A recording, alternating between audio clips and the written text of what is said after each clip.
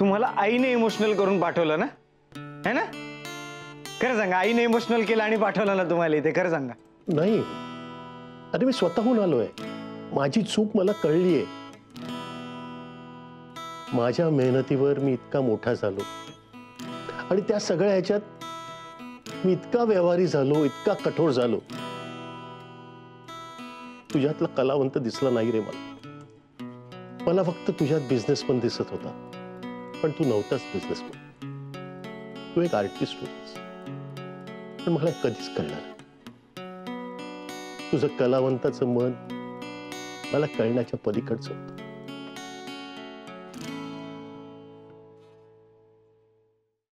कैवल्य,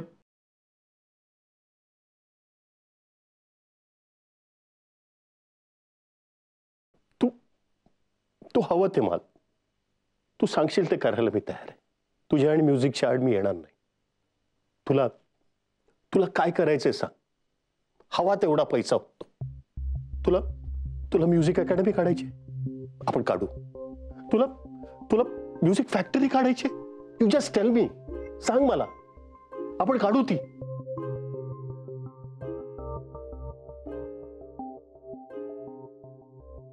कैवल्य,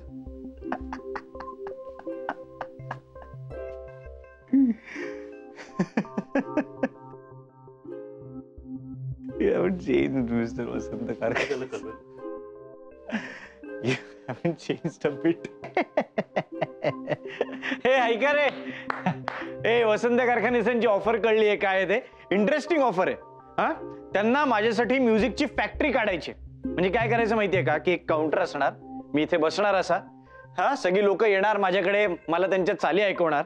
त्यातल्या ज्या चाली मला आवडतील ना, त्या मी सिलेक्ट करणार आणि मग त्या विकायच्या. म्हणजे बेसिकली काय की धंदा करायचा आणि पैसे कमवायचे. म्युझिकची फॅक्टरी काढायची. काय, कशी वाटते ऑफर? बोल बोल, कशी वाटते? पैसे कमवणं वाईट आहे?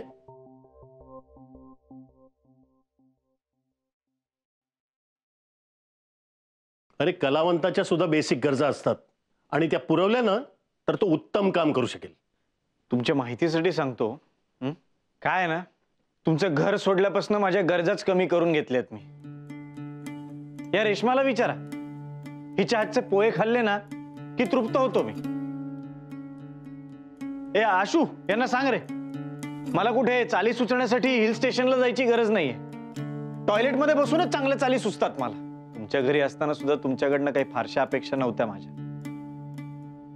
कधीतरी एकदा जवळ बसून एवढं जरी विचारलं असतं की काय कैवल्य, काय कंपोज करतोयस नवीन, ऐकव तुझी एखादी ट्यून, तरी बरं वाटलं असतं मला. किंवा नुसते माझ्या शेजारी बसून 4 शब्द जरी बोलला असतात ना, तरी मी समाधानी असतो. फार काय नाही रे, बेसिक करतायत मला. अरे, म्हणून म्हणतोय घरी चल. आता कुठला बाप त्याच्या मुलाचं वाईट चिंतेल? मला ह्याचं काही कळतच नाहीये. आता ह्याचा तो मित्र आहे ना, तो म्युझिकवाला अनमोल कुमारच. ओ अच्छा, असं झालंय का? माझ्यासारखा म्युझिकवाला असलेला अनमोल कुमार भेटला होता तुम्हाला? बर, मग काय, त्यांनी त्याची कंपनी काढली ना, तो आता झालाय ना सेटल. मग तू तशीच एक कंपनी काढावीस असं जर मला वाटलं तर त्याच्यात काय चुकलं? माझ्या लक्षात. सो बेसिकली अनमोल कुमार सारखं आपल्याला म्युझिकचा धंदा करायचा आहे. हा, तो बाजारात मांडायचा आहे आणि नंतर त्याचा सोहळा करायचा आहे. राईट? इनफ कैवल, जस्ट स्टॉप इट नाउ. नुसत्या कलेला मोल नाहीये, पैसा हा लागतोच. अरे, तुला कळत नाहीये का मी काय सांगतोय ते? नुसत्या कलेनं मोठा होता येत नाही. पण मला मोठं व्हायचं कोणी सांगितलं तुम्हाला? मला मोठं व्हायचंच नाहीये, मला समाधानी व्हायचं. अरे, मग घरी राहून हो ना.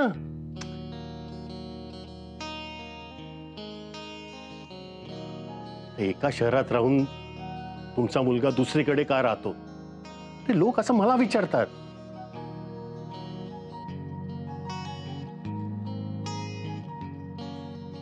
अच्छा, म्हणजे त्या सगळ्या प्रश्नांची उत्तरं तुम्हाला द्यावी लागू नयेत म्हणून तुम्ही इथे आलात का? मीही तुझ्यासारखा बंडखोर होतो, पण मी माझी सर्व एनर्जी स्वतःला सिद्ध करण्यात वापरली. तुझ्यासारखा असा मित्रांबरोबर टाइमपास करण्यात नाही.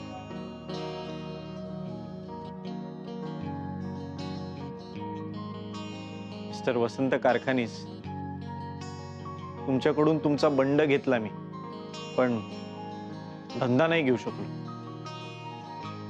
आणि दोन गोष्टी, इथे आम्ही टाइमपास करत नाही, काम करतो. आणि दुसरं म्हणजे